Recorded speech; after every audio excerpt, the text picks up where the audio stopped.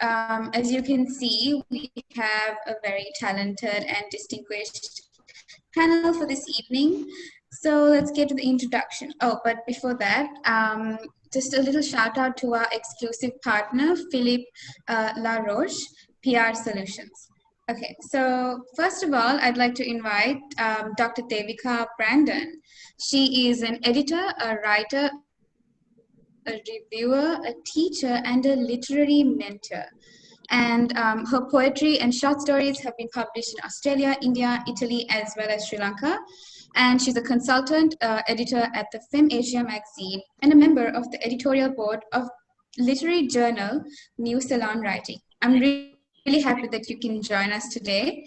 Thank you. Next up, we have Michelle Gunasekara, founder of the Chokolaate magazine, which is a magazine that is solely catered to the Sri Lankan youth.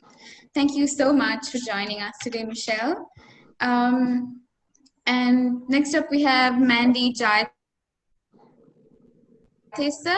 Mandy has always been an avid reader, so naturally she took to writing. Her first novel, The Other One, was self-published in 2017 and won the Fairway National Literary Award for an English novel. Really honored that you can be on this panel today. Kris Thomas, an experienced journalist who has worked with both newspapers and digital media. He works as a journalist for Raw.lk and he follows up on the stories of the lesser known, the unheard, and the often unspoken human conditions. Hi, Kris.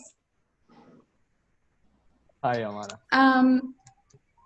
So next up, we have Nadishka Aloysius, who is a teacher, an actor, an author, a book reviewer, and a podcast. She finds inspiration in the little details of life, and she was also shortlisted for the Best Children's Book at the State Literary Awards in 2017. Hi, Nadishka. It's really nice to have you here. So we can start off. I have a question for Devika Brendon. What exactly was your inspiration to start writing? We'll start off with that, which is quite easy. I had a lot of, I suppose you could say, things that didn't make sense when I experienced them in the real world. And I would store them away and think about them. And over time, it became quite urgent that they would be expressed in some form. So I didn't really prescribe what form that would take. Sometimes it came out as poetry, sometimes as short stories. But it's always a response to something that puzzled me in the real world, which I found, a problem that I needed to solve in some way and follow through, like, intellectually, And a lot of those things were political things rather than personal things. They were about social injustice, or they were about the behavior of people towards each other, which I found quite inexplicable at times. Yeah. That's great. So, Michelle, you were inspired to start a magazine which is completely for the youth. What kind of, what made you start the magazine? What was your inspiration? Actually, it goes really back to my school days, where I found that there was a particular void in the market to actually feature, young people. I had so many friends, so many people in other schools who were achieving so many amazing things. And I felt that they were not given like the proper recognition and in other ways, like where other youth could actually read their stories and, be inspired, be motivated to push forward and follow their own dreams.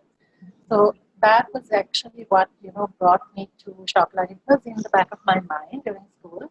And then, of course, as I left school, I joined advertising. So I feel that kind of gave me the boost, and it gave me a wide knowledge to actually pursue this. And once I got married and once I had my eldest son, that's how I started about it. I thought I must do it. That's great. So Mandy, so I got to know that you published your book by yourself. So I just want to know, what are the advantages a writer gets from self-publishing a book? All right, wow. Loaded question. There are, I think, there are tons of advantages to both. And I think when I wrote sort of this first book, I was very young and very impatient. No, not that young, but impatient for sure. And I kind of really just wanted to get it out there. It was the first thing I'd written that I let like anyone else read ever. And I spoke to a couple of people, and I realized the traditional publishing process would be sort of a very long journey. And because of that, at the time, I don't think I was ready to take it. I just, I'd written this thing and I just wanted to get it out there and see, like, I've spent 2 years of my life writing this. Is it worth that I carry on? Is it worth that I, do something with it? And self-publishing was, I think, a really easy way for me to get that out. Of course, it was mostly sort of for Sri Lanka, right? Everyone mostly buying it was sort of word of mouth locally and things like that. I was very honored, very lucky that it did manage to do quite well at the Fairway Awards and things like that. So that was really a good advantage. I think, anyway, as it is now with my second book, I am pursuing a traditional publishing route. And again, it's like the learning process has been amazing. I've met a lot of amazing, wonderful people along the way. And I'll be announcing some exciting news about the second book quite soon, in the next couple of weeks to a month, hopefully, fingers crossed. But there are definitely pros and cons of both. And the details of that are quite intricate and long. And I think if I start going on about it, it'll be like a whole show about me going on about those things. And I don't think I can go into every single detail. But they're definitely, both of them have their advantages and disadvantages. And yeah, I think we'll have to keep it at that. And if anyone, I'd encourage anyone has any questions and would really like to discuss this further with me, you can always reach out to me through social media or something, and I'll be happy to, elaborate further. Okay, so Nadishka, on the other hand, you went through a publishing house, right? What would you like? What was the process of getting your manuscript published? Well, to be very honest, I've got 8 books now, out of which only 1 went through a publishing house. The other 7 I did by myself, because I was not happy with the experience of going through a publishing house. Because, okay, like Mandy said, I mean, you can go on for hours and do a thesis on this. You can. But, okay. I don't want to make a blank statement saying that all publishing houses are the same, and I won't name the one that I worked with, but my personal experience of the one I worked with was that they didn't have editors. They needed me to get the illustrations and the cover art done. I was not happy with the layout that they were doing, etc. So there are people who are good at it, who are up to international standard, and there are those who are not. So if you get a publishing house that's good, and there are some who are really good and they know what they're doing, then you're really lucky. So yeah, that's my answer. Okay, so I have a question for you, Kris. So what made you choose journalism as your career, despite the high risk factors and the amount of work that is required, especially in Sri Lanka? I think journalism it has a lot of work anywhere, regardless of the country.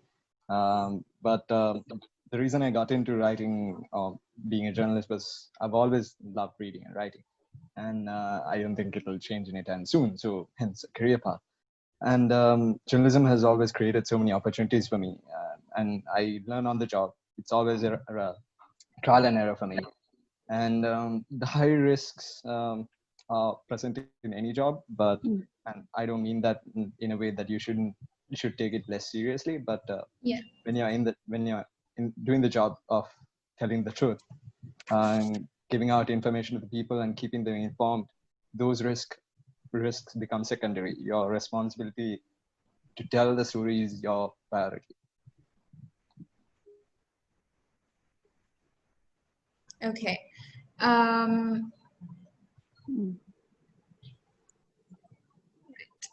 So, Michelle, how have you been coping up with the COVID-19 situation in regards to your magazine? How have you been, going about it? Well, when all this broke loose and when curfew was imposed, the first thing that went through my head was like, what? Oh my gosh, okay? Because, we had just released a magazine, the market, we had gone into the stores, we had so many fans, we had events coming up, we had a lot of things going on. So, there was a lot of brainstorming that we did with our team. And what we thought was, okay, let's now connect more with the audience, connect more with the youth. In terms, since we cannot do it physically or in any other way, let's connect digitally. So what we did was we expanded our reach through Instagram and Facebook. We started, conducting Instagram live chats with personalities and aspiring youth. We started doing panel discussions, like this. And the feedback was amazing. I mean, we couldn't even imagine that the way that young people were connecting with us. They were like, oh my gosh, yeah, this is what we need. And the thing is, they were all online, right? They were on social media through us. So that was a benefit for us as well. They connected, they gave us recommendations. They're like, oh, can we talk to this one? Can you set up an interview with this one? Oh my gosh, she's so inspiring. He's so inspiring. So something like that. So it was really, I believe every challenge, within every challenge, there is an opportunity. There is an opportunity to do better, to do bigger things. So that is what Chokolaate was up to, mainly on the online sphere. I mean, we even had an open mic night, which was really cool.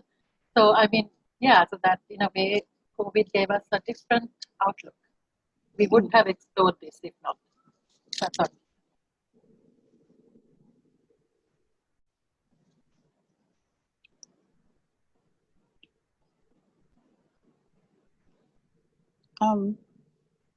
Did Amana drop off? Yes. I can't. Okay. Yeah, I think she got cut off, but we'll wait for her. Can I say what Kris was saying about journalism? I would encourage anyone who wants to be a writer to write about the issues of the day and actually send it in to the various print publications in Sri Lanka, because it's a very good way of practicing. I recommend going on Medium, writing regularly, seeing what your words look like, on the page, and building up an organic audience that way. It's a really good way, even if you're working on a novel or whatever you're doing, it's a good idea to respond to things that are happening in the real world and, sorting out how you feel about them and what your take is. That would be a piece of advice from me. And if you want to take a career in journalism, it's excellent practice as well. Wouldn't you say, Kris? Definitely. It's something that even the lockdown, the curfew kind of affected everyone, obviously. And when you're in the job of writing, when you're a journalist, you are always handling words and writing about whatever the things that are coming up. And one thing you miss out on is writing down or dealing with your own emotions, what you're going through. And there were moments where you just want to stop working and then focus on yourself, and you just went. You open a blank page and you went and start writing. Pour it up. Yeah.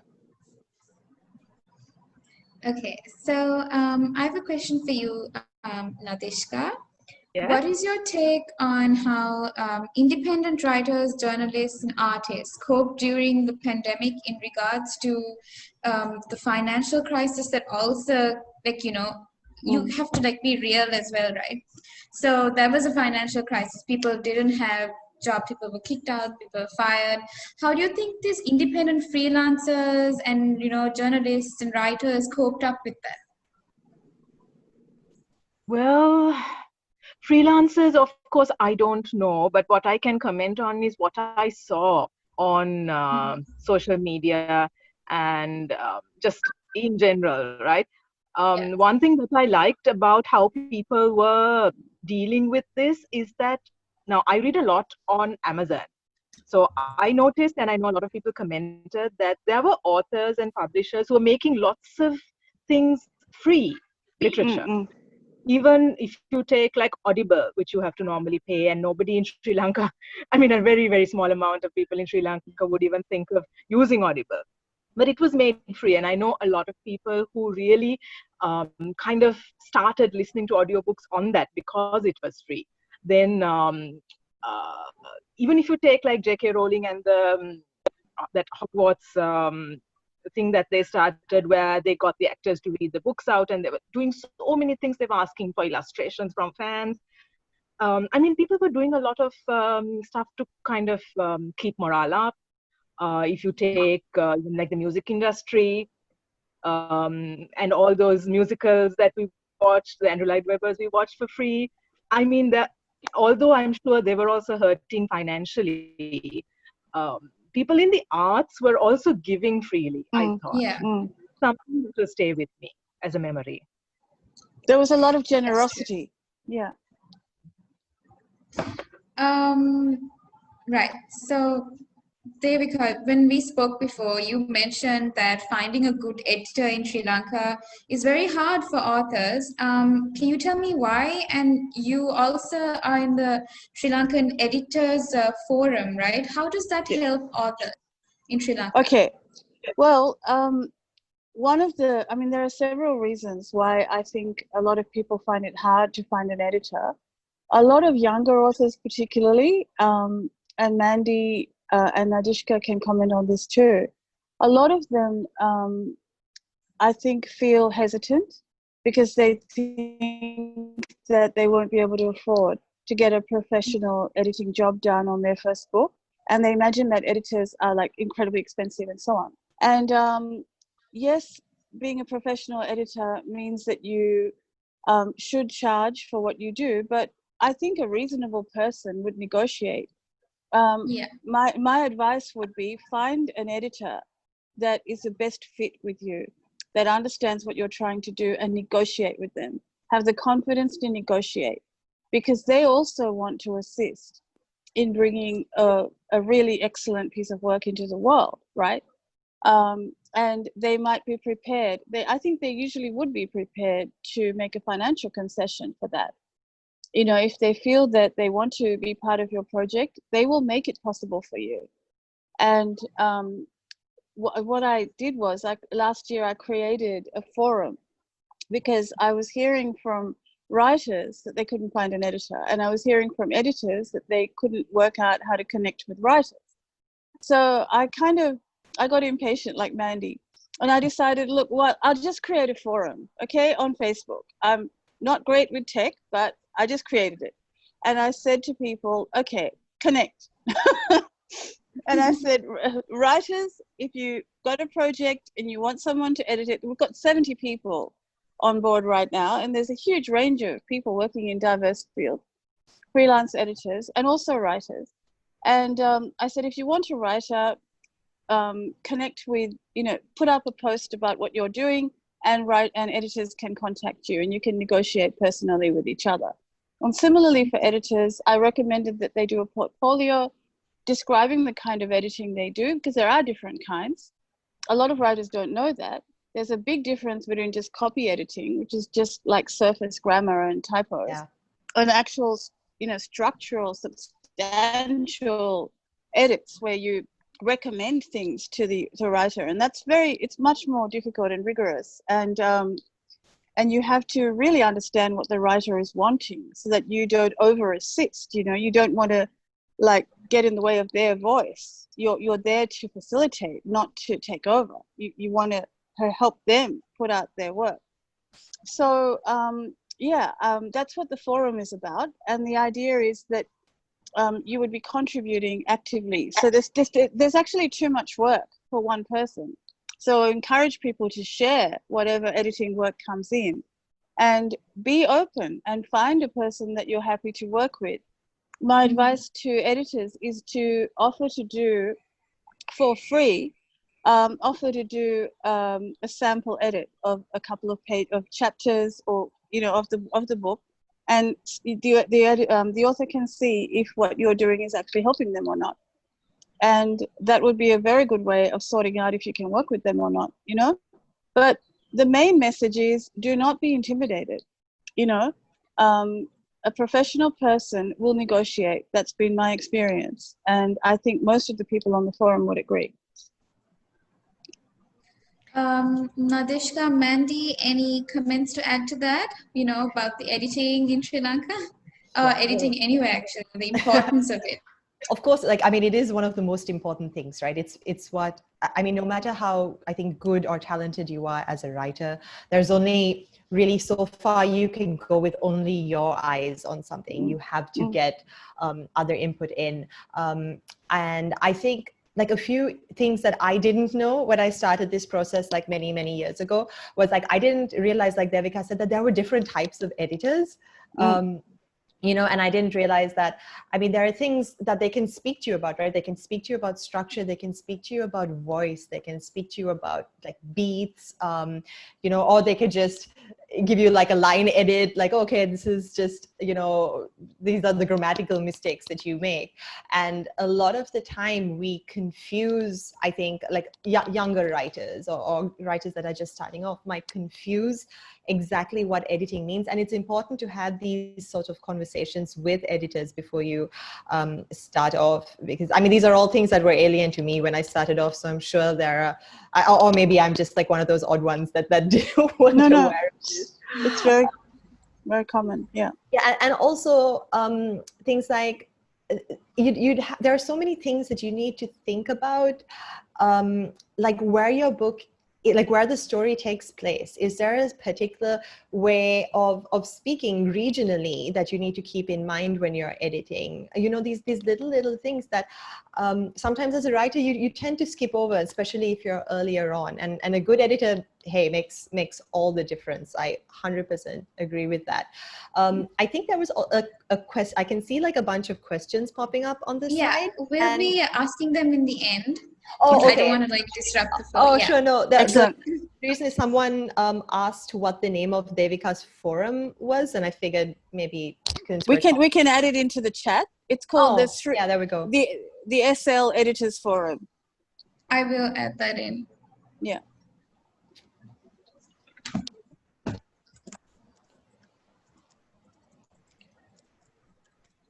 Okay. Yes. So Nadishka, any comments on, having a great editor and how it kind of helps your book, helps the author actually? Okay, well, I think I'm going to second what Mandy said, because most of us don't know the intricacies of editing. And like she said, I also learned on the way, speaking to people and joining that editors forum. Actually, people were talking about different types of editing, which I had never heard of, and then I'd go and Google it to see, okay, what are they talking about? So I learned a lot that way. Great. And I'm sure there are a lot of editors out there, but finding them, I know, is an issue for a lot of people. And I'm already into quite a few books, and now I found a few editors, and I'm looking back and thinking, oh wow, how much better would my books have been if I knew about these people 1 or 2 years back. Yeah. I look at the books I've done 1 or 2 years back, and I think, oh my gosh, I cringe, Oh this God, is so yeah. bad. I need to change so much. I need, so much editing on this, etc. So I know it's a big deal. It's something you really need. It's scary, like Devika said, because it's like you're giving your newborn child to someone else to raise. Can I mean, I've heard this from a lot of people, the newborn child scenario. And can I just say that, I completely agree. It is your child, but you don't want to bring a premature child into the world, is how I would look at it, right? And no one would. right? You want it to be a really finished product, and you want to be proud of what you've done. You want your name to be on it and to stand by it. And I think what a lot of people, and especially I think Mandy too, self-publishing, and Nadishka, when you're self-publishing, you don't always factor that in because you think that you'll be able to do it, you know it, it's your work, etc. But you can't underestimate the effect of another pair of eyes, an objective person who will step back and say, is everything in the right place? Is the structure of it, stretched across the frame of it? Does it make sense? Are there any inconsistencies? You can't really see inconsistencies when you're immersed in it. You have to be at a distance, and it's very hard to be at a distance from your own work, right?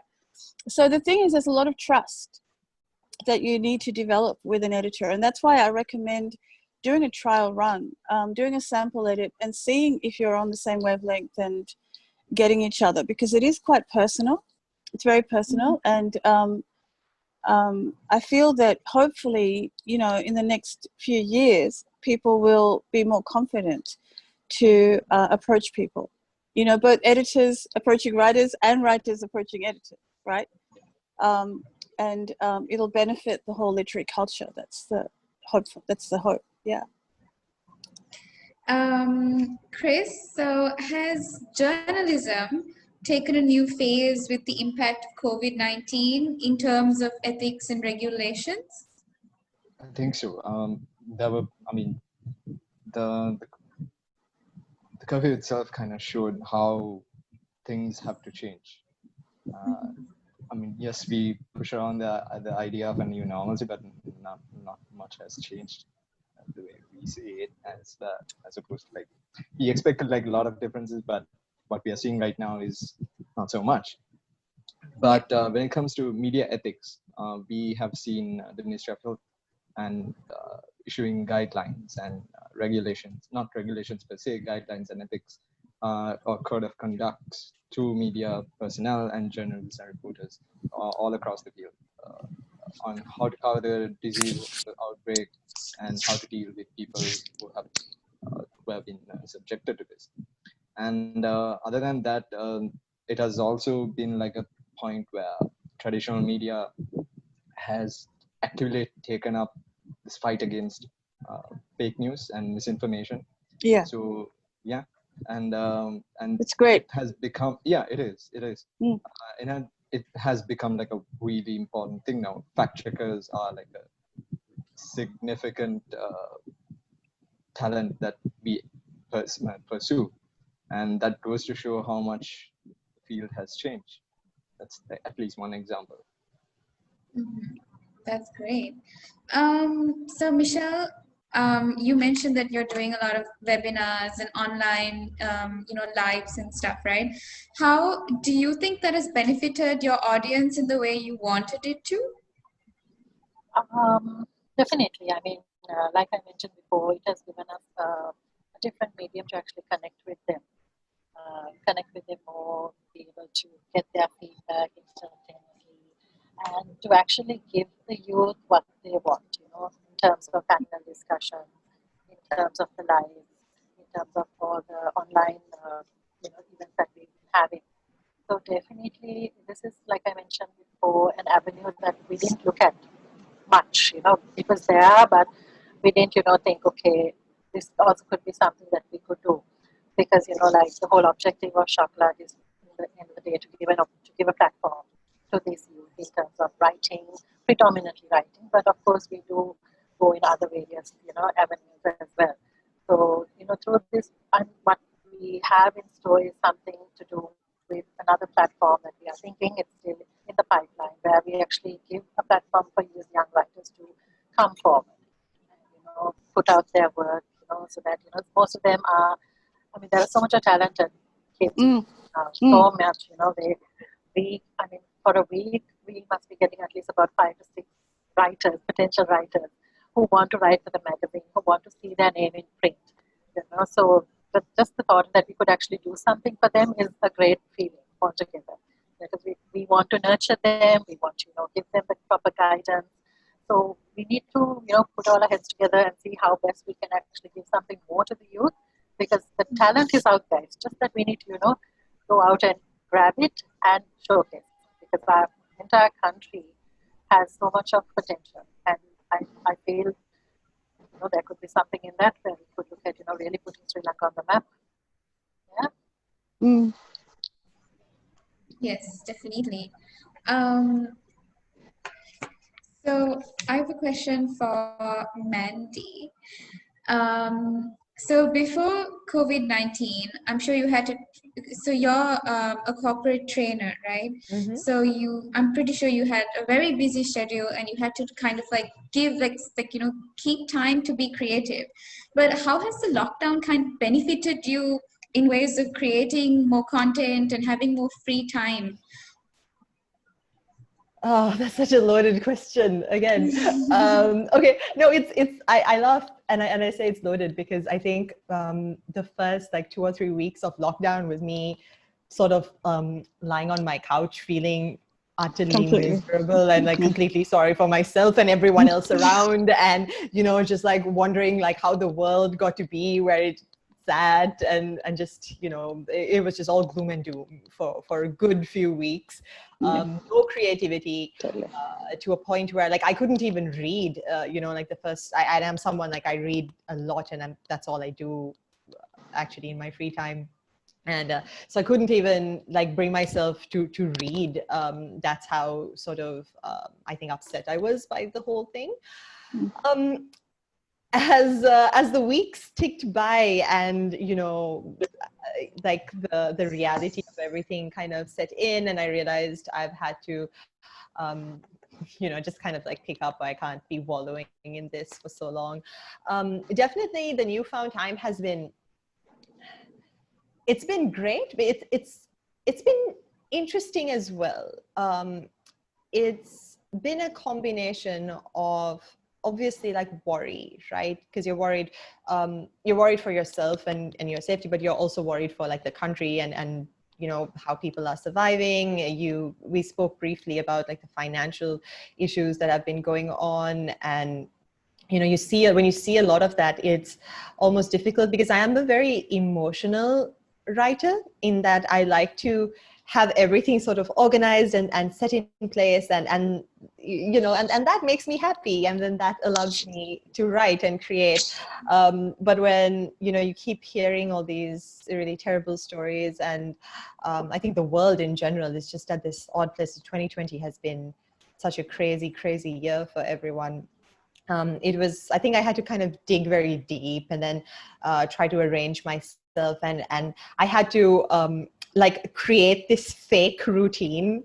It's I have to wake up at 6 o'clock, and I have to walk my dogs, and then I have to be seated at my desk by 7:30, and there was no one monitoring me or anything, but I had this fake routine that I had planned for myself. It's from this time to this time, I will do my little exercises, and I will cook dinner at exactly this time. And that's what helped me keep on track. But I am also very strange and quite neurotic, so I don't expect everyone to have,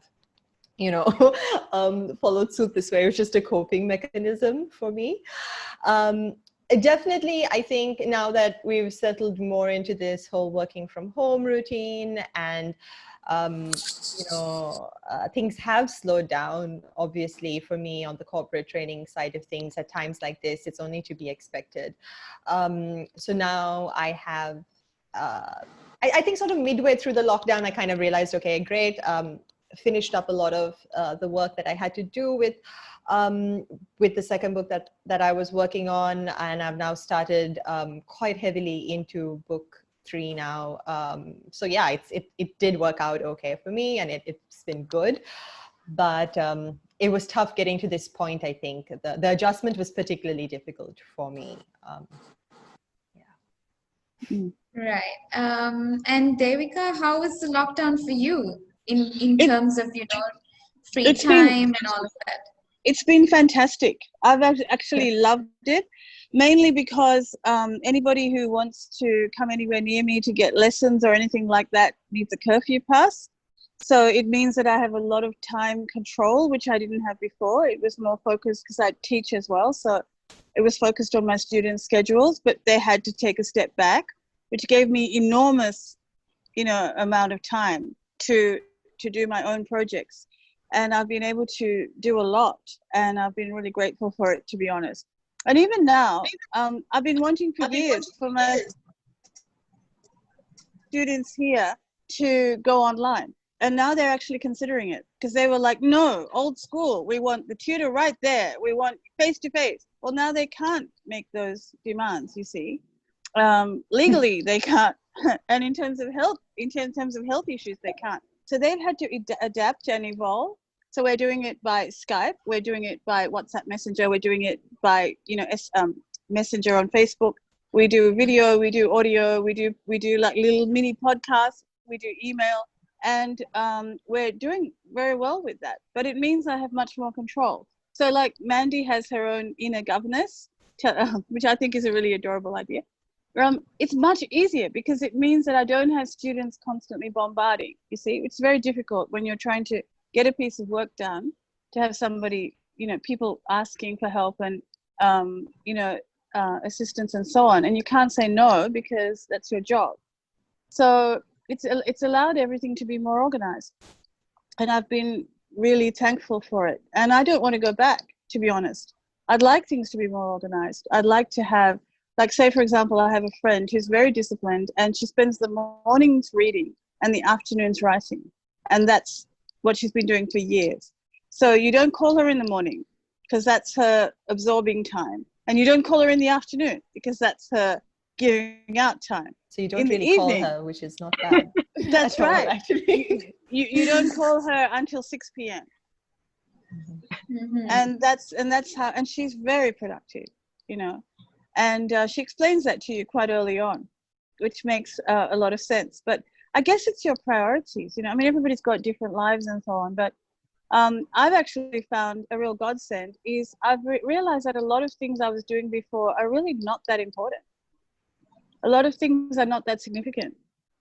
And it's helped me decide what is really important and what I really love doing and which I want more of and what I want less of, because I just don't find it challenging in any way, or it's just more of the same or something like that. So I've been doing like lots of different ventures in different sort of fields, and it's been really good. And every writer will tell you what they need is time. And so it's how you use it, I guess, how you organize it. And it helps to have things at regular times for sure. Great. Anyway. So Nadishka, how has the lockdown, benefited you? Okay, well, listening to the other two, it's very obvious that they don't have little kids running around in their house. Yeah, we don't know. So that's a completely different ballgame. Yeah, that's correct. So I have two kids, age 5 and 9. So I have not done any writing at all because it's just been impossible. Couldn't manage it because I need peace and quiet. And when I start writing, I like to actually sit at it for a while. I hate having to get up and leave in the middle of a sentence. So I didn't do any writing, but I have been reading a lot and kind of making notes, and it's been maybe fermenting in there. So once the kids go back to school, I might actually get productive. So it's all in here at the moment. Yeah. So Michelle, you have the same problem as Nadishka, where you have little kids running around. How have you kind of coped up with, making time for the creative part of your life and also, them as well?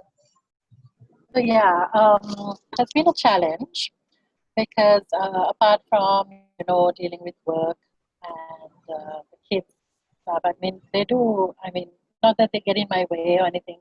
They basically play by themselves and that sort of thing. But I wanted to use, the lockdown time to kind of start writing a book, which has been in my bucket list. Mm-hmm. Didn't really get that far. I started with the first 2 sentences, and that was it. Up to now, it's there. And I've been, meaning to get down to it and, just, get the ball rolling. But then work started again, and, so whenever I can, I go back to my document with the 2 sentences. But yeah, I don't know. I think I've lost it. I lost that little spark that was there. But before the end of this year, I will at least try to do one chapter, because that's something I've been wanting to do. That for a long time, because that has been in me from the ages of, I don't know, 10, 11. I remember I wrote my first book, first short story called The Magical Cat. So yeah, so that was the beginning of all this, and I used to write so many short stories throughout my school years. So I wanted to write something a bit more meaningful, of course, but I still don't know what it's about. I have a very vague idea in my head, but hopefully, let's see, if it's meant to be, I will definitely get down to it. I mean, I hope you actually get to work on your book this year. So, Kris, what's your take on the way the pandemic has been reported in the news, and how has that, and that may have inflicted fear in the minds of people, right? Can this be identified as media violence or like a measure to keep people in line? Oof. Right. Great question. Wow. Ask a journalist about media being violent. Off to a good start. I think it's perception. It can be viewed either way. When you're controlling information, that is a responsibility. And the intention behind how you use that responsibility, how the responsibility that dealt with, defines whether your organization or whether as a journalist you're being violent or you're being used as a tool of conformity for the government. And during the pandemic's still going on, the curfew. During the curfew, we saw, like, no need to mention names, but media organizations basically evoking fear and scaring people, and more or less targeting certain communities as well. And the biggest example would be, the most prominent example of this would be the fear invoking would be the face mask run and the demand for hand sanitizer that increased overnight, the toilet paper running out of stock. That's like the best example in this particular case. But so it's perception. It's how you perceive and how you deal with that responsibility of controlling information. All right. So Mandy, actually someone has asked, there's a question for you. What inspires you to write? We have a running joke amongst our group of a group of my writer friends, is that, like, we never ask that question, just because it's so impossible to answer. I think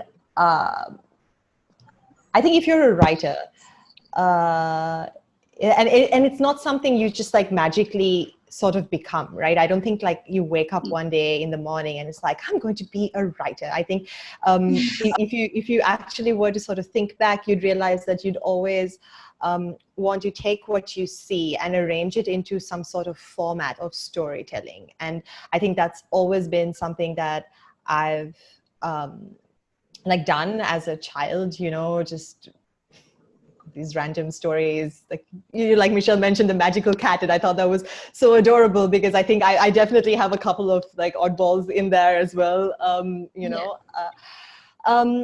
Look, I think at the end of the day, you draw inspiration from everything around you. Right? Exactly. It's like the more you read, the more you speak to people, the more you see. Sometimes, like it's just one sentence that someone will say and it will just stick with you and resonate, and like kind of like Nadishka mentioned this idea like fermentation. I think that's exactly what it is. This idea just starts in your mind, and then you start like rolling it over and rolling it over and rolling it over. And then finally, like you have this story and it's there, and then you just have to give it words. That's always been sort of the process for me. And every time I really just kind of just dived in there and really gotten into what I was writing, it was just this concept of, and it's very difficult for me to point out like one very specific moment and say, hey, like this is what gave me inspiration. Like I was looking at this flower and like, oh, I thought I would talk about it or write about it. It's never like that. It's always just a combination of things. And sometimes it's things that happen like years and years ago or whatever, you know. And it's the people you meet and the conversations you have and the books you read. And so the more of that you do, the more inspiration you're likely to get if you're a writer. So okay, so I thought we'll go through a couple of questions before they just pile up and we lose track of it. So there's one for you, Michelle. Are there networking forums, clubs and associations to meet writers alike? Is there enough prominence given to writers in Sri Lanka? How would you achieve recognition and reward? And any particular calendar events for writers? I think everyone can answer this actually. We can start off with Michelle. There are different networks that we come across on social media, on Facebook. But in terms of recognition, I feel we could do a lot more. Because like I mentioned before, there's so much of untapped talent out there. I'm sure, I mean, all of you, Devika, Nadishka, Mandy, Kris, will all, agree with me. I feel there should be something bigger that we can do, which actually gives prominence to these young writers, gives them that platform. Because most of them are not aware of how to get about it. They have the ideas in their head. They're not sure, okay, how do I start it? Do I get it published? Do I go to a publishing agent? Do I do it myself? So I feel a lot of, the creativity gets stuck at a certain point. So I think there should be maybe an association or, like you mentioned, a club or a proper society that could actually help out the young aspiring writers. I'm sure you all also have equal thoughts on this.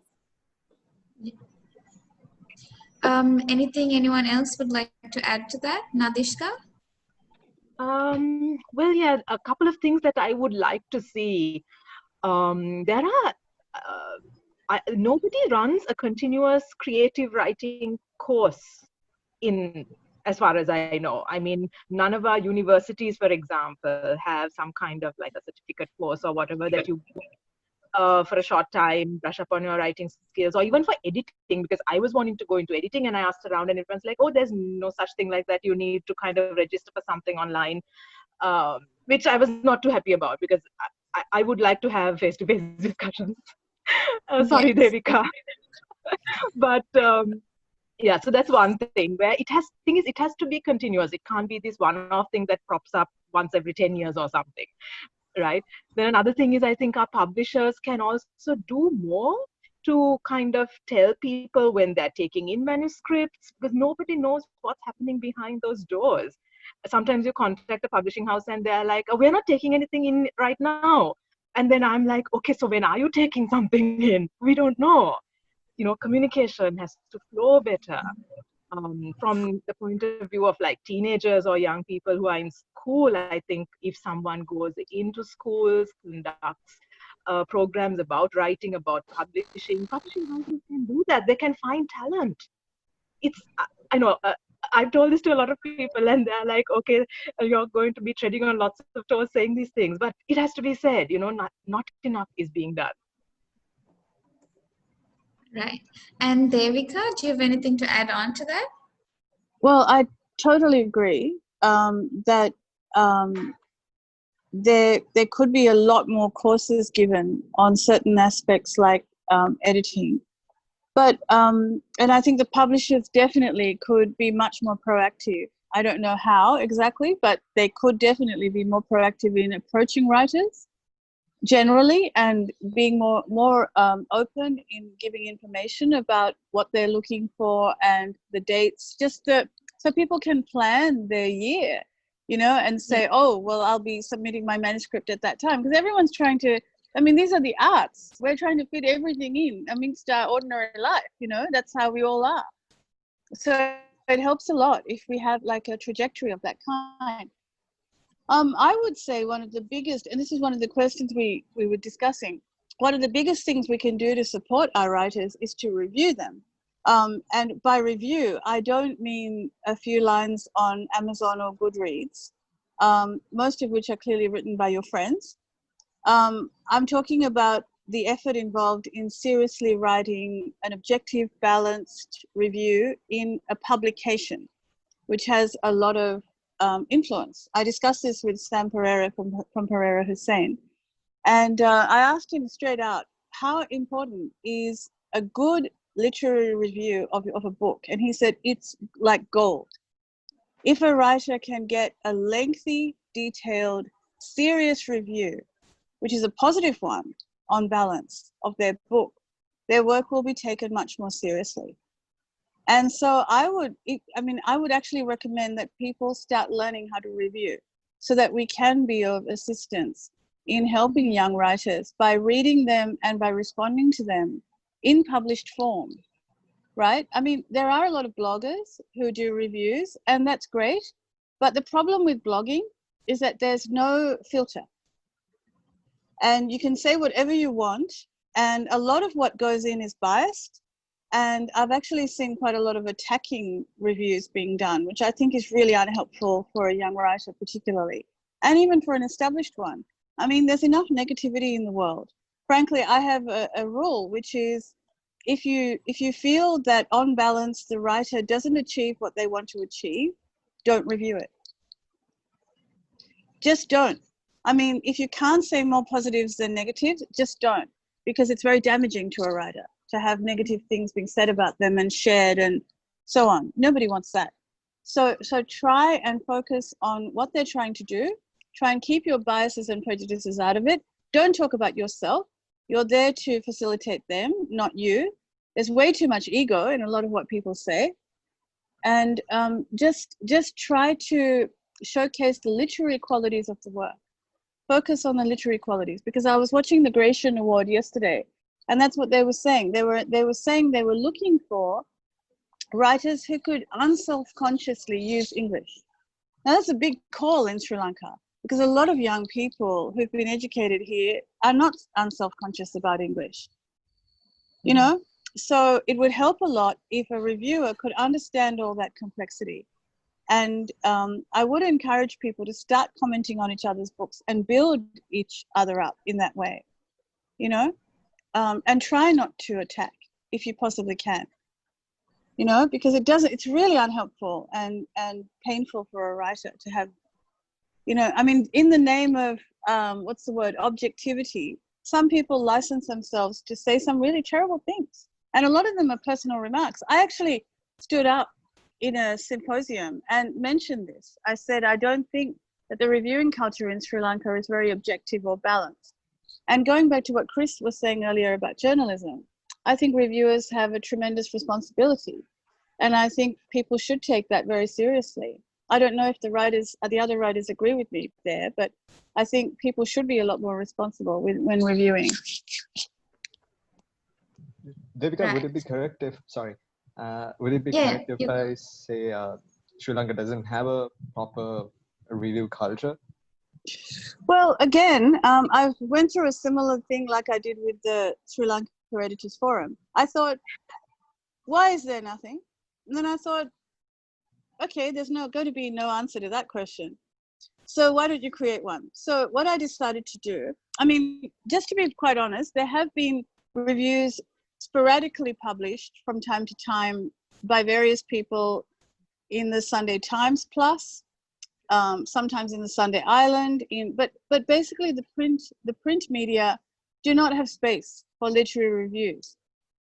In other countries, there are designated reviewing publications like the London, you know, the Times Literary Supplement in England, the New York Review of Books, the Sydney Review of Books, the Australian Book Review, but we don't have anything like that. So I'm very dedicated to the idea of creating a publication like that. And what I've decided to do is create a review publication specifically for reviews. So I've already done that on Instagram. And I've attached it to the literary journal that was started 50 years ago, New Ceylon Writing. And the idea is to showcase Sri Lankan authors. And anyone can write in with a review and start building it that way. And they'll all be accessible online as an open access resource. All right, so we have a question from Chatuska Dialves to Mandy. Taking a break, listening to calm and soothing music helps you relax and makes your brain work faster. with new ideas coming along that could aid in creative writing. If you are a full-time working professional, how pragmatic is this approach and how effective would this be in your own perspective? It's quite a big question, very Yeah. long question. Interesting one, because I think perhaps it's Chatushka, right? Who's asked this question? Yeah. Yeah. So I think perhaps for Chatushka, it is sort of that relaxing element to a day that gets them creative, which is great. And I think one of the best things you could probably do as a writer is to figure out what it is that gets you to that place that you're able to really be creative. So like I mentioned earlier, for me, it's actually having like a nice organized schedule and blocking out my writing time and, putting my phone on silent and asking people not to speak to me and sitting down and writing. Things like taking a break and listening to music, that really doesn't have too much of an impact on me. And to be fair, it wasn't a luxury that I had until this lockdown period. Even if I wanted to, take a break and listen to soothing music, I just think I'm too high strung to really gain much from that. Sadly for me, actually. And yeah, I just think the most important thing is figuring out what works for you, because what works for you wouldn't be the same thing that works for me. Just figuring out what it is that gets you to that headspace that you can sit down and just put words to paper and get it out there. So it'll be a different answer no matter who you ask, I think. We also have another question for you. So someone who has read your first book, for the other one, you've created this realistic world for your novel. Was it something you created before you started the novel or something you built as you went on? That's a good question. I think with world building, and this is very interesting because I wrote this quite a few years back now, and with the next things that I'm working on, it's completely different. It's not the same genre or anything like that. But when you're sort of writing in fantasy, I think, and you're world building, the important thing that I think you have to keep in mind if you're looking to do the same thing is how much of the world you expose in conjunction with how much it actually supports your story. So in my mind, I had like a little bit of a story outline put together. I knew roughly the direction it was going in. I spent a lot of time working on the characters, which is what I always do. And then I spent a whole chunk of time mapping out like the history and the religion. And I had a little map sketched out of the city. And I had, like a Pinterest board with like all these inspiration photos. And I had all of that.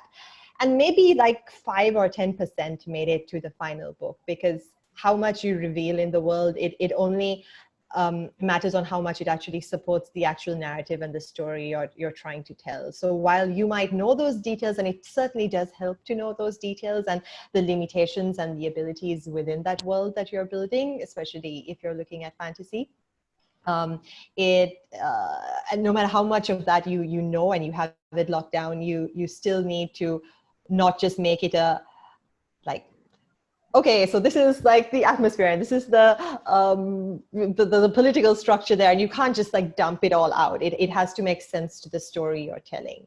So as long as you're able to sort of balance that out, I think that's the important thing to keep in mind. Right. So we have a question from Michelle. You did answer this briefly before. When it comes to giving young writers and aspiring journalists a platform, how does Chokolaate provide that, especially now when we need that encouragement?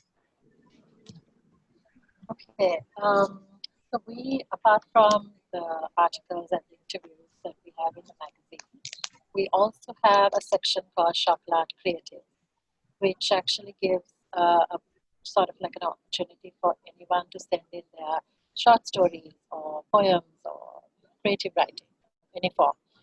Apart from that, we also have creative challenges that we've been conducting every couple of months. So this also, encourages them. It can be to a theme or any other. It can be random conversation that they want to have.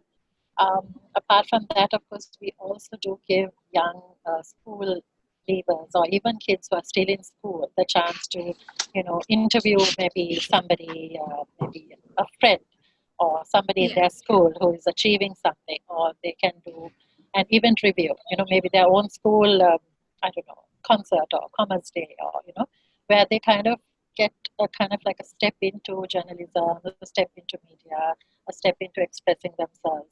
So we kind of look at giving them a stepping stone, you can say, where we, give them that first step, and then, we mold them, we, give our feedback. We also give them a chance to, let's say if they want to write for the other publication, we also give them that chance, where we connect them with, the editors and of those newspapers. Because it's kind of like I mentioned before, like a stepping stone. So that encourages them to come out and to showcase their talent. Okay, so Nadishka, we have a question for you. Again from Chatuska Dialvis. Is extensive book reading a prerequisite for creative writing? I personally am not a reader of books. However, I do read the daily news and current affairs. I would like to enhance and augment on my creative writing skills. Well, when you talk about creative writing, it doesn't need to be limited to fiction.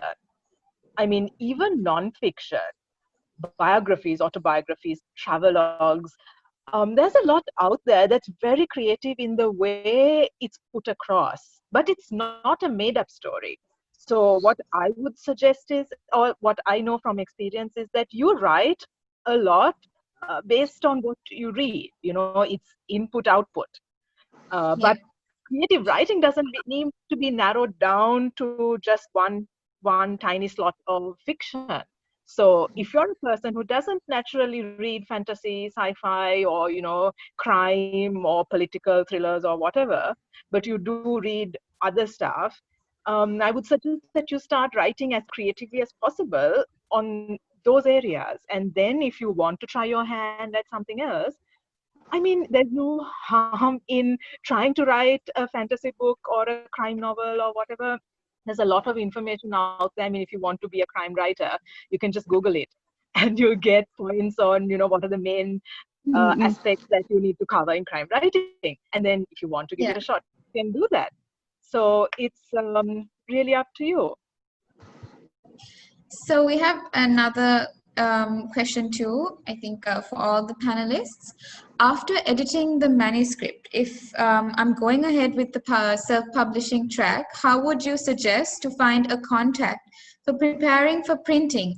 Does the printer do the preparing for publishing? Devika, if you'd like to answer that.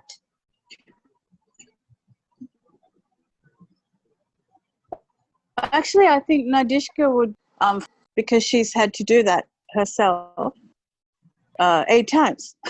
Yeah. 7 times. Yeah. Okay, so Nadishka, you go ahead. How would you answer? Most printers don't do the layout of the book. So in my case, I had to ask around and find a person who's actually working, his full-time job is working at an advertising firm. And he also does this print layout thing on the side. And I found a person that I've now done a couple of books with. But I mean, it's a learning process for him as well, because he's not trained in that. So that's how I went about. There are a couple of places, Carl Muller's son, Jeremy, I think, has just started Jam Fruit Tree. So they go as a printing service. They don't go as a publisher. So there are a few who will, I know for sure that they do it. They take on the entire printing, cover design, editing, etc., etc. But how expensive it is, I don't know. And also, I don't know if they distribute. The last time I asked him that question, I think he said that they don't.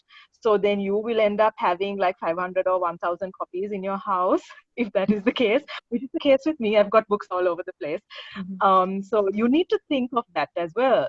So when that happens, let's say you find a place like that who will do the editing, cover design, etc., and give you the thing into your hand, you're going to have now these so many hundred books in your hand. You have to find a way of distributing it, marketing it. Some bookshops you can just kind of walk in and ask them, okay, will you sell this for me? Others have a long process. Getting the money from them, you can ask Sam Pereira Hussein Publishing. I mean, he says it's so difficult. And they go as a publishing house to sometimes get the money once the book is sold. So it becomes a full-time job after a little while. So that is what self-publishing is. And you just having the book on the shelf doesn't mean people are going to buy it. So you need to be active on social media. You need to go around, I carry books in my handbag. I have books in my car. I'm a mobile, bookshop. So if I find someone who's interested, I'm like, oh, I have books in the car. You like to buy some? So yeah, that's the life of a self-published author. So we have another question by Taib Ali Hizbullah. How hard is it to start writing a book? Would anyone like to it's simple. answer that? It's so easy. It's like the easiest thing. No, it's sorry, go ahead, Devika. No, go ahead. No, please. Oh no, I was gonna say, look, at the end of the day, it's I don't think it's about whether it's easy or it's hard. It's about how much joy and satisfaction it gives you. And if it really makes you happy and if you enjoy doing it, then you're gonna do it, right? No matter what. So I think, there are always, it's like in anything that you do, there'll definitely be difficult parts.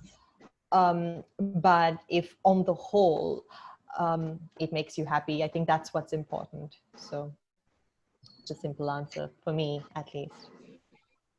Yeah, writing the book is not difficult, but if you want a good publication that will be published, that's difficult. Because that is where the editing and the crafting comes in. Yeah. Writing a first draft is probably not that tough.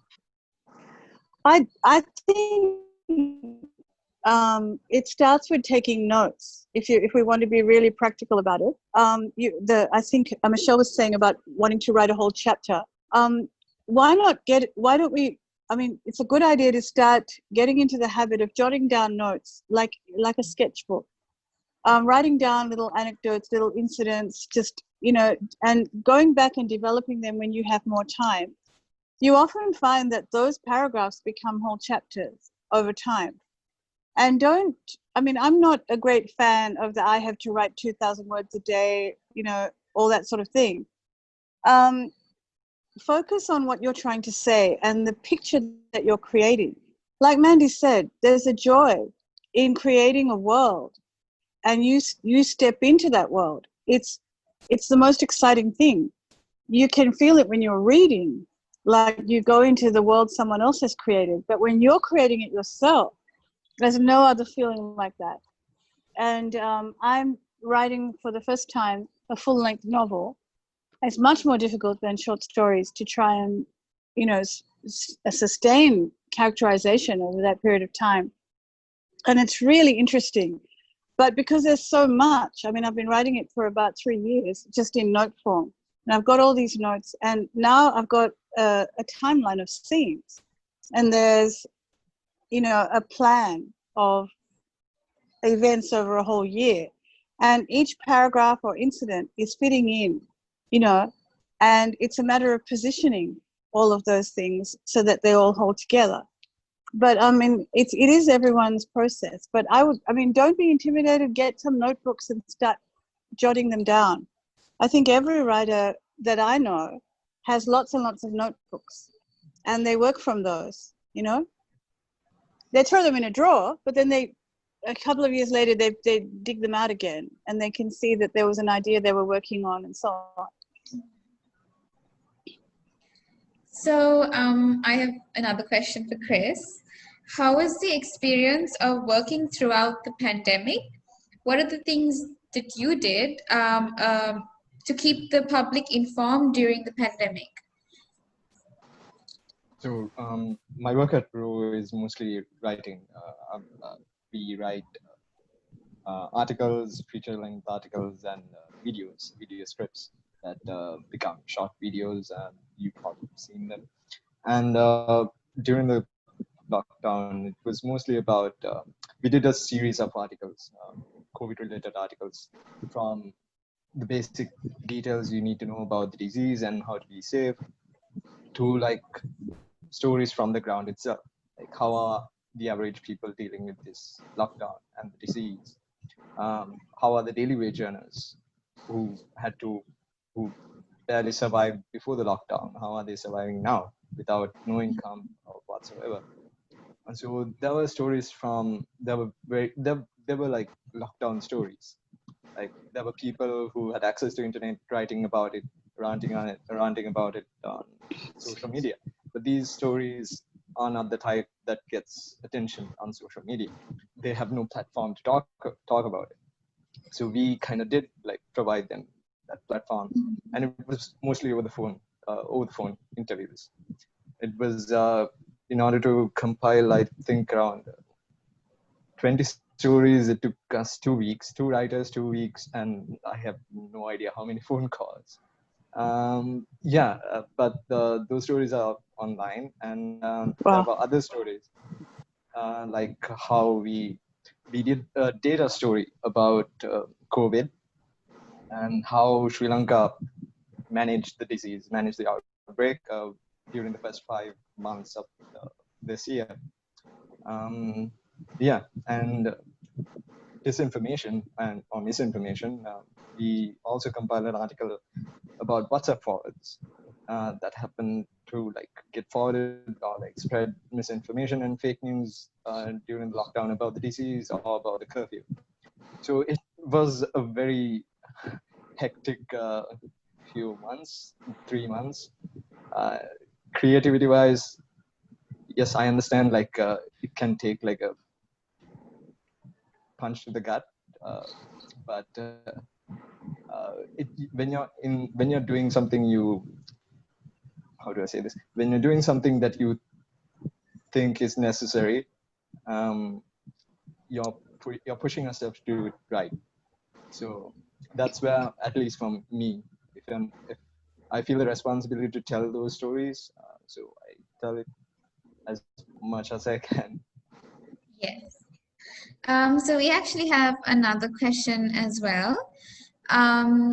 After editing, so this is when you're going ahead with the self-publishing track. After editing the book manuscript, example already typed, say, on Word, how would you suggest in finding a contact or preparing for printing? Does the printer do the preparing, typesetting, formatting for publishing? I think it's another version of what we were asked before. Would anyone like to answer that?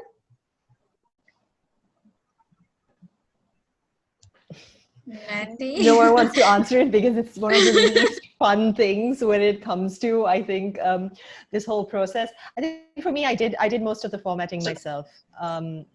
I went online and I Googled the best way to format something, and I think the only real difference is sort of what size page you are after, and then something called gutter margins, which is like bigger margins in the middle or something like that. This was a long time ago. I did it once. I have absolutely no desire to do it again, hence following the traditional publishing route. Now, well, for that and many other reasons, obviously, but I think if you were to get a hold of a good printer that you could have a conversation with and maybe sit down with, they will most likely be able to help you out. I think my printer was great, and if anyone likes that context, I don't have it on me right now, but I'll be more than happy to put you all in touch. Just drop me a message on Facebook and I'll be happy to connect you all. So yeah, I think layout right. So we have a question for Kris. Kris, any advice for aspiring journalists? And is there any place you would recommend for those starting out in journalism? See, there are two ways you can start off your career as a journalist if you really want to. One would be study journalism, then get into a media organization. Otherwise, you can start something along the lines of what Devika mentioned earlier. You hone your skills, start a blog, become a citizen journalist. We still have a platform for them. We recognize citizen journalists as long as you're giving the right information and you're verifying everything. But yeah, I'm not going to name names, but name places. But I know for a fact that Chokolaate also provides like a platform for new writers. And I mean, it's always good to start your own blog. If you think you have something to say, you should write it down and publish it if you're interested. Great. Yeah. So we have another question. Is writing just a hobby? Would you encourage beginners, intermediate writers to monetize this skill and come on board as full-time writers considering the Sri Lankan context and compensation structures? Or should these type of individuals look at writing on a freelance or part-time basis during their downtime?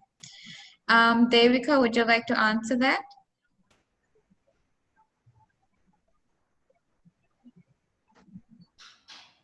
Oh, I was mentioning Medium, and you can also write for a platform called Patreon.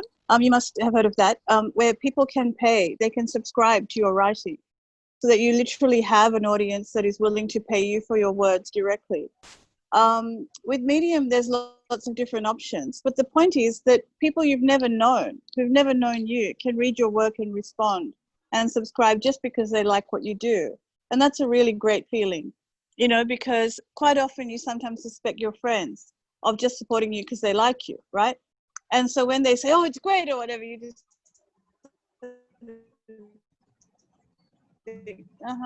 So I mean, it's helpful when you know, taking, I want your work in my inbox, you know, subscribe to your blog and subscribe to your Medium account and so on. It's really good. In terms of Sri Lanka's pay structure, I think everybody has to deal with that, whether you're, and especially as an editor, you have to deal with it as well. As a teacher, I can say quite clearly that you get paid about a quarter to a fifth of the amount you get paid in a country like Australia. So in terms of writing for money in Sri Lanka, I'm imagining that that would be around the same thing. If you're writing for the papers, a lot of papers don't pay you at all. And if you're, and they think that just because nobody else has ever got paid, you shouldn't either, which is an interesting idea for this generation, I must say. And then there's another group which say that you know, you should maybe just get paid like a certain amount for each story or whatever. I suppose, Kris, if you become a columnist, then that's a whole other deal, because you regularly get paid, and they do pay very well, and they pay every month on like clockwork. But you have to, my advice, again, it may sound really, I don't know, abrupt, but my advice is send something of yours to the editor of that publication and have a blog. This is another great reason to have a blog. Archive all the stuff you've written. And so if people want to see the kind of stuff you've written, give them the link and say, you know, see if there's anything here that these are the issues that interest me. Do you think that, you know, there'd be an opportunity for me to write for your publication? You know, that approach, that direct approach has worked well for me with different editors and of newspapers in this country. And if you're, and as Kris said, if you're writing about something relevant, people are always looking for new ideas and new approaches to the things that are happening to us. And it can be a really great role to be part of interpreting that for people, you know, because you just read the same old things so often in different forms. It's great if you have a different take on it, you know? Right. So there's a question for all. Yes, can I yes, add of to that? course. Okay. Well, I missed out the first part of Devika's answer where she was mentioning websites. So I don't know whether she mentioned this one. There's one called Waterpad. No, I think it's WATTAPAD, where again you just upload your writing. And I know a girl who spoke to me at the ANK Lit Fest in October last year. And she said that she had uploaded bits of a book that she was writing, and it had been picked up by a publisher in the US, and they had published it. So that's something I didn't know until she actually told me that that can happen. So if it can happen to one person, it can happen to you. So that's another avenue that you could try. It's called Waterpad. I think it's free to join, and you just upload whatever you want. Of course, you have to be a little careful on copyrights and things. So I would not suggest putting an entire story out there, because other people can just read it. But there are literary agents in other countries who go through these famous websites, and if they think you have potential, you might be able to get yourself published that way. Of course, then this girl had a problem where she couldn't sell her books here in Sri Lanka. So that's a different set of issues altogether. But if you want to get published, that's another avenue you can look at. And I mean, also, sorry. Yeah, go on. Devika, No, go on. No, I was going to say, if you're looking to do this full time, if you're looking to write full time, one thing is, like, you have to understand from the get-go that it is a long road, and it will be a journey. And I think most writers, until quite further along in their career, aren't able to make enough to provide for themselves just by full-time writing. And there are lots of different avenues and roads that you can take. And it's, I think, important, if you're considering it, to educate yourself on exactly what the options for you are. So there are obviously a lot more resources that are available to us now than there were, I think, ever before, right? There is Medium, there's Wattpad, there's Amazon KDP if you're looking to self-publish.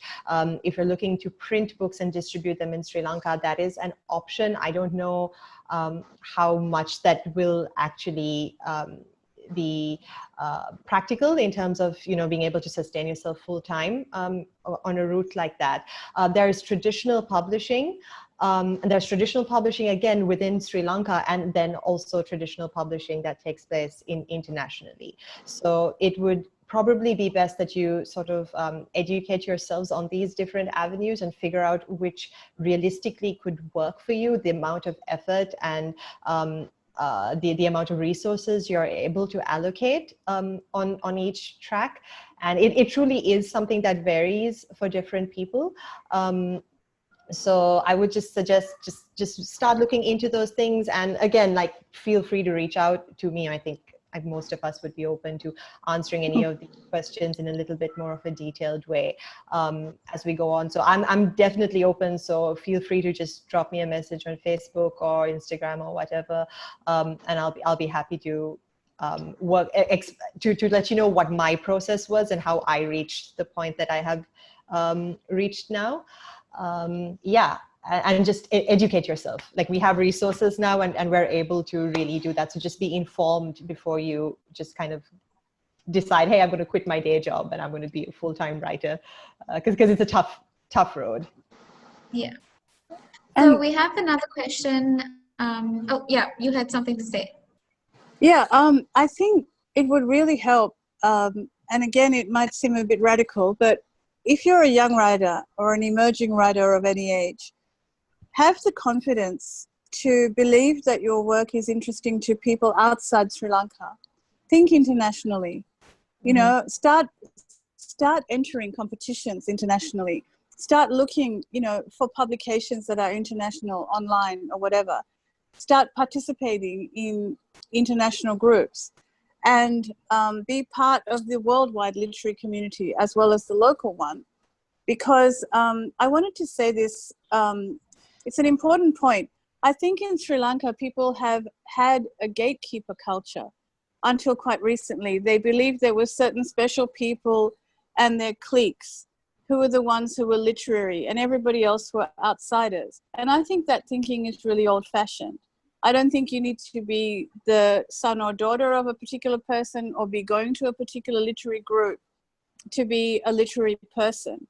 I think you need to think bigger and think about yourself as a writer trying to express their beliefs and ideas in words in English. And if you're writing in Sinhala or Tamil or any other language, do consider that that's where editing can come in useful. as well as translating. I worked as an editor on an English translation of a Sinhalese book, and that was really fascinating, trying to get the exact meaning, you know, in that language. And I think if you have that mindset, it will help you in your journey, because honestly, it's not just for special people or the golden ones or the golden circle or whatever those phrases are that I've been hearing over the last several years. I mean, if you have a wish to put your ideas into words, go ahead and do it. There is nothing standing in your way, and there's no one that can really stop you. Just have a sense of being someone who's learning a craft. Have a learner's mind and be open to making a lot of mistakes and learning as you go. And that's where the joy comes from. And you'll find that you create your own path, you know, and develop a unique style of your own, which is what we want. We don't want replicas of other.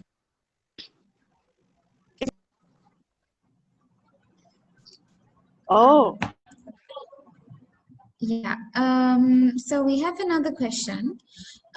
Is writing therapeutic for any of our esteemed panelists, or is it simply a chosen career path? Would anyone like to answer that? I'd like to say that I don't think people sort of get into this unless they really love it and enjoy it and find it therapeutic in some sense. And it's not as almost clinical as like, okay, this is a career path that I'm going to do this because this is how I'm going to make a living. Because it's if that's what you're after, there are probably easier ways to make a living or to have a career, some that are not as soul crushing and disappointing and frustrating and you know, but also very, very wonderful and joyful at the same time.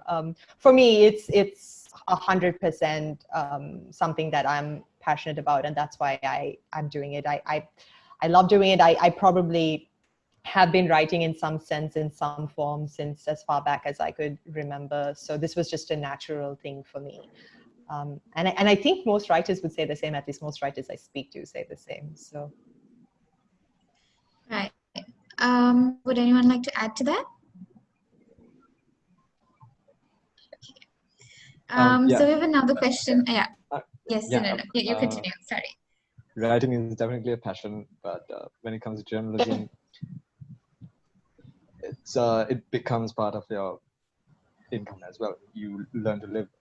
You're making a career out of it, making a career out of writing, and yeah, still like what Devika just sent on the chat. Writing is for everyone, and everyone, if they're passionate about it, they should try. They should not let it go. So there is another question actually. What is your advice to introduce and encourage writing skills in an enjoyable way for small kids? I think Nadishka, since you know, you kind of live with them. Yeah, and teach them. For small, well, depends on what you mean by small kids, but even 5-6-year-olds will verbally tell you a story. I mean, if you watch little kids of 3, 4, 5-year-olds when they're playing, my younger son actually tells me that he has just finished part 1 of a story that he's enacting with his toys, and it's to be continued, and he's going to do part 2 tomorrow or whatever. So I think he's got that from watching TV more than reading books, because I mean, I read to him, but nothing that goes into part 1, 2, 3. So they're from even that age, I mean, they're capable. Storytelling is something that I think we're all capable of doing. You don't need to sit with pen and paper. You can speak it out, you know, voice record yourself, get your thoughts in order if you don't want to put pen to paper. So kids can be encouraged to do creative writing in lots of different ways.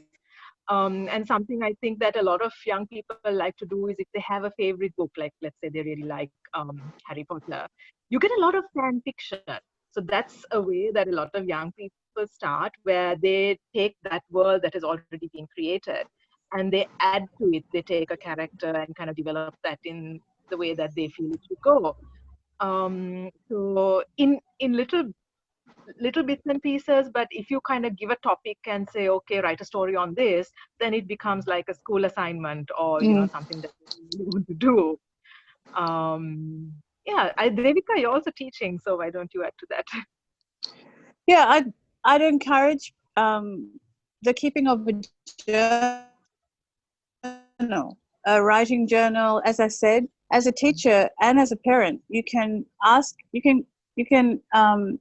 recommend that your child or your student learns how to process their ideas just regularly, just naturally. And this is a great way of helping them to develop a writing habit. And over time, it becomes really characteristic of them. You know, it becomes their own signature style. They move beyond the cliches and the stereotypes, and they start thinking for themselves. And it's a really exciting thing. And also something that I think parents can do to encourage children's writing is whatever has been done, maybe it's written by hand. It might be nice if somebody just, you know, use your normal word processor, your printer, print it out, you know, print out copies, give it to friends, neighbors, grandparents, because it gives that sense of accomplishment. You don't need to go to a professional printer. You can just do it in the house, you know, spiral bind, laminate kind of thing. But that's a wonderful boost to not only a child, to anyone really. So that's a really great way to start if you want to encourage children to go into writing. Right. So we have we have an answer. Sorry, we have a question. I'm an A-level student and I would love to become a journalist. Are there any specific subjects that I could do? Kris. She's this person is an A-level student? Yes. Okay, and she's probably studying in the arts. Then she can study political science or media studies. And afterwards, for higher education, definitely, if she's into international relations, I would suggest that. Then there are several places which provide courses and diplomas and degrees in journalism. The Columbia University has a good program. The Sri Lanka College of Journalism is there. And there are several other private organizations as well, but I can't really vouch for them. It depends on what you're interested in. If you're thinking of building a beat for yourself, an area of expertise, focus on that. If you want to be a science writer, focus on science. If you want to be a journalist who covers health, focus on like the latest development in the health scene. If you want to be a very political writer, then start building contacts. Right. So we have we have another question as well. We actually spoke about this earlier as well, but then I'll just read it out. One of the most popular fan fiction turned book stories from platforms like Wattpad include the 50 Shades of Grey series. Do you really think that platforms like this are viable to publish good writing in? Yeah. So anyone wants to add to what we actually discussed before as well?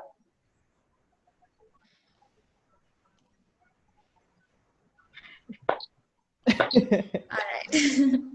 So sorry, I've never used Wattpad, so I wouldn't be able to really comment. All right. So I have actually one last question. It's a really, really cliche question, but I'm sure our viewers would want to know, how do you tackle writer's block? And we can start off with Kris. Writer's block. I read, get some inspiration. If there's a particular article I'm working on that I have no idea how to start, even if I have all the details and I just have to start writing it, and if I can't, I would go do some research and find something, a similar article that would inspire me. And then if it's still not working, I would take a break and come back later and then start work. But normally reading works. Nadishka? Well, I also think you need to consider now for journalism, right? Let's say you have to write an article, you're on a deadline. Whereas for people like me, I just write first and foremost because I personally want to. And then if it's good enough, I might consider getting it published. There is no deadline. So I have never personally felt like I have writer's block. I write when I want to write. And then if I'm tired, take a break, go and do something completely different, mull it over and come back. So also the concept of writer's block, I think is linked very heavily to whether or not you need to deliver the final product at a particular time. Right. Setting us up And deadlines. yeah. Sorry. Deadlines also helps. Like for me, I work better when the deadline is really close.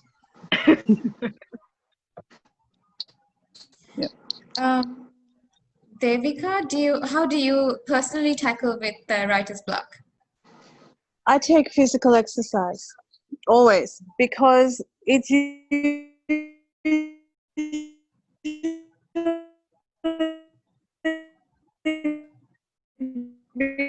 because there's some sort of load going on mentally, too many ideas, and I need to get out in the fresh air, like maybe half an hour, and I can start to think again in a more sequential way. Load it, and it needs something completely different, something nothing to do with the computer, nothing to do with a notebook, just a completely different sensation. So it works really well for me. All right. So Michelle, she just wanted me to mention that she has a bit of a connection issue and that she'll be there with us very soon. Mandy, how do you deal with writer's block? Yeah, first of all, apologies for dropping out. The power went out here, and so now I'm outside on my phone. Writer's block is, I think it's just one of those things, right? It's part and parcel of being a writer. You're going to face it at some point, unless you're some, like superhero level kind of writer that, I mean, if you are one of those people, please give me a call. I'd love to hear how you go about the writing process. I think Kris already mentioned, when I get stuck, I read. And the other thing that I do is I like to take a little break from sort of the plot that's going on, because I think a lot of the time for me, I'm a heavy duty planner, right? I like to map out all my scenes. I like to have a very good solid outline before I even start writing. And a lot of the time, if I do face writer's block, I know now through experience, it's because I've kind of outlined something that doesn't really make sense, or something that doesn't quite almost add up, or isn't natural to the way the character would normally react. And a lot of the time, that's the reason why I face it. So now what I do is I take a pause from actually writing, and then I go, what I like to call going deep into my character voice, and I write like this big, either it's a rant or It's just something that my character would say in just like first person, like, you know, okay, I'm just really, really annoyed about like this particular thing, or like, can you believe that this other character acted this particular way? And I just like write 2 or 3 pages or whatever it takes really on that. And that usually helps to like click something in place, either helps me get back on track or helps me realize why it is that I'm stuck and like what doesn't logically make sense. Because for me, because a lot of what I write is very character driven, especially now, I think character voice for me is one of those really, really important things. So if I ever am blocked, it's because I've lost track of that voice a little bit. So that helps me to kind of get into that mindset again. So just taking a break, and it's almost like, all right, you've hit a wall. Are you going to keep trying to push against that wall, or are you going to take a couple of steps back and think like, is there another way around it? So for me, that's what I do. Right. Michelle, do you have any advice for anyone that's going through writer's block, especially since you know, you're always surrounded by writers, we're always around you. So what advice would you have for us? Well, considering I'm going through writer's block myself at the moment. But what I would tell anyone, like any young writers, because I do get this question quite a bit, you know, when there are certain assignments given, they say, okay, I'm not sure exactly what to write. What I would tell someone is, okay, just clear your thoughts, take it step by step, jot down any important points that come to your head. And, you know, take it, if you don't feel like doing it today, fine, give it a break, go do something you like. When inspiration hits, come back to it and keep going. That's what I would say. Right. So with that, we have reached the end of today's proceedings, and it was a really, really nice webinar. I'm sure everyone who was viewing also enjoyed it. I'd like to thank our exclusive partner for this webinar, Philip LaRoche PR Consultants, and I would like to thank each and every one of y'all for making the time. And you know, you're all very busy, I know. So thank you so much for taking the time off to come on board with us. Yes, and also to the people listening, we actually have more webinars coming throughout the month. So, you know, we will update our Instagram, our Facebook, and just keep a lookout for our next webinars. Thank you so much, everyone. Good evening. Thank you, Amana. Thank you. Thank you. Amana. Thank you Bye, so much for everyone. having us. Okay.